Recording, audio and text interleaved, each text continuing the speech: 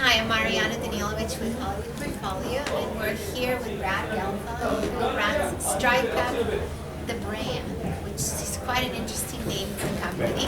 And we're in Digital Hollywood Spring 2012.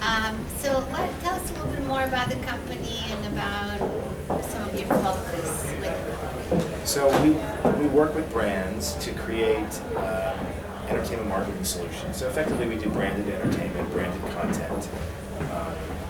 We have a bit of a music focus, but we have worked in other areas as well. And we are platform agnostic, so we work with brands sort of in any area that they're interested in, meaning we would find a solution and then we would find the media that would work with it. So you would actually work for the brand itself, Yes. and then find them the musical or content acts that make sense. Yes, and a lot of times what we're doing is we're creating a marketing program. Usually we start with a challenge. They're looking for ways to reach an 18 to 34-year-old demographic in a better way. And so then when that occurs, then we put together a marketing program around one of the several solutions that we think are the best ways to do that.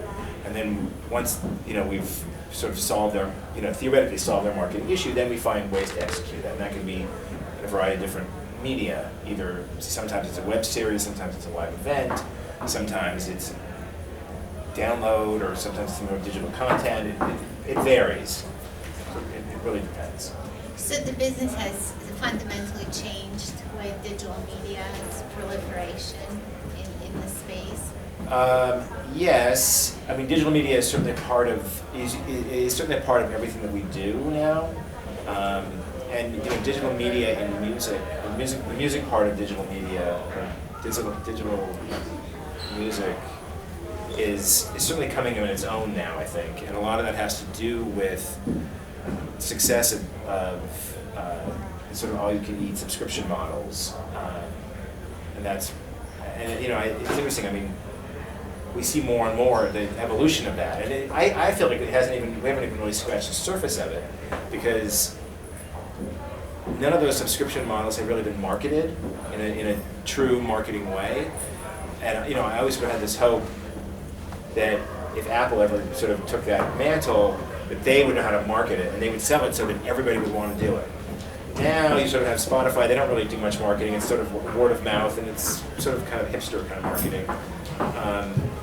And they've been successful, and I like the way that they're evolving now with the apps they've created and the sort of ways that they've evolved their business.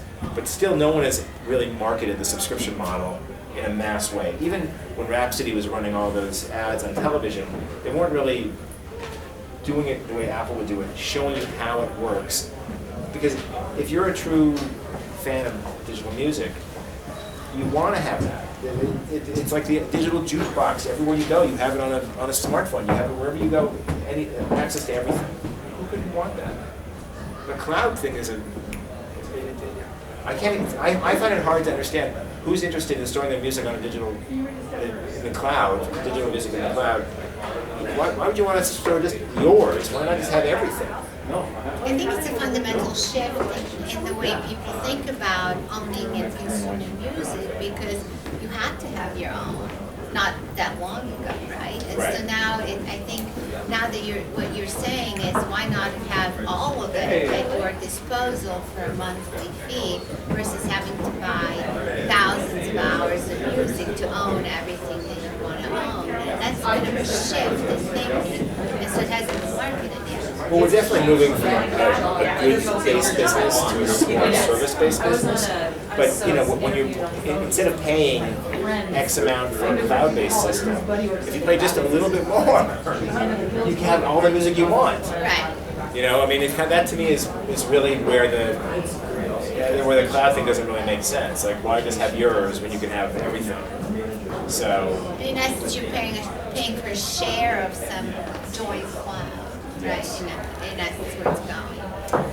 But I think, as I said, once it gets marketed properly, or marketed so that people understand really what it is, it will really be successful. What would people do with all these thousands of hours they already own? Places like iTunes and all that. They'll still exist. Some people will still want them. I mean, we still see, purchase of digital music or the owning of digital music is still quite popular. Even, and some people use those subscription services as a way to figure out what they want to buy. If you really know how to use them properly, you kind of don't need to buy. Because you have everything. Because you have everything. Anytime. Anytime, and you can create playlists, and you can take it in your car, and you can take it on your phone, and you have it on your computer. So in essence, you have it all. You have it all. How interesting. You don't need it. You don't need to, unless you want to do specific things that, are very niche oriented. Like unless you want to remix records, or unless you want to create, your own playlist with commentary, or some things that some people want to do. But in general, for the general population, you won't even need to. But let's say you want a workout playlist to take with you on a run. You can do it on a subscription service, Absolutely. and it's always there, and you don't really need to worry about it. That's correct. It's yours, yes. And you keep it as long as you want. It's in the cloud. It's whatever. It's available. You can get it on your phone. You can get it on your You're never car. going to lose it, is the idea. Interesting way of thinking, right?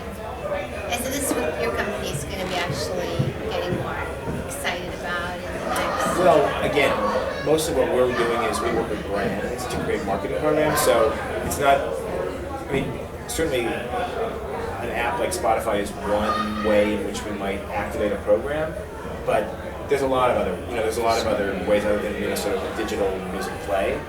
But I think that the digital music market, as it evolves, will be headed in that direction. Makes sense.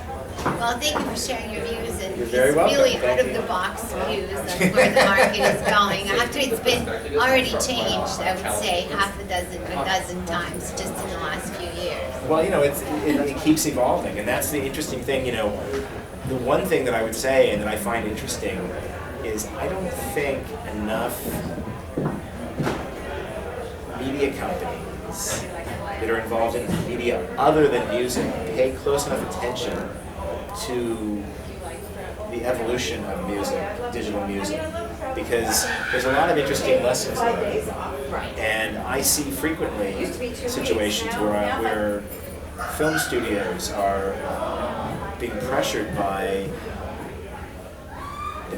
theater owners to keep those DVD windows, wide windows, right, long windows, and one of the there's many, but one of the problems in the music business was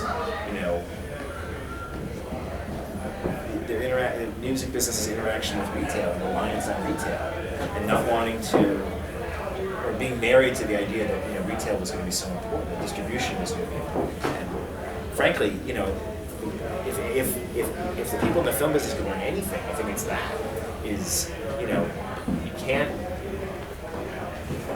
You have to be mindful not to give too much power to any one, partner, because at some point those partners aren't even going to be necessary. As you move towards, digital content, the idea of people watching a movie in a theater is almost archaic.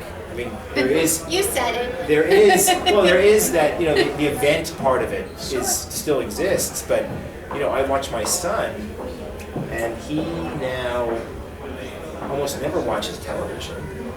He watches his content on a variety of devices, but certainly not television. He does watch occasionally, but he watches events on television. That's what our Jeremy, our production assistant, does too. He only watches sports events on television and live events. Yeah. That's all you need? That's all there is for them. Right. We lost that generation to traditional television. Well, he does watch those shows. He is interested in those programs, but he doesn't necessarily watch them on that box. Sure. He has other ways of watching it, and he likes to watch it When he wants to. When he Not wants. when someone programs Exactly. it for him or DVRs it and who can recover it and so on and so forth. Yeah. Totally makes sense. Thank you so much for sharing You're all very that welcome. information with us and for coming to Digital Hollywood. Thank you. Take Okay. care.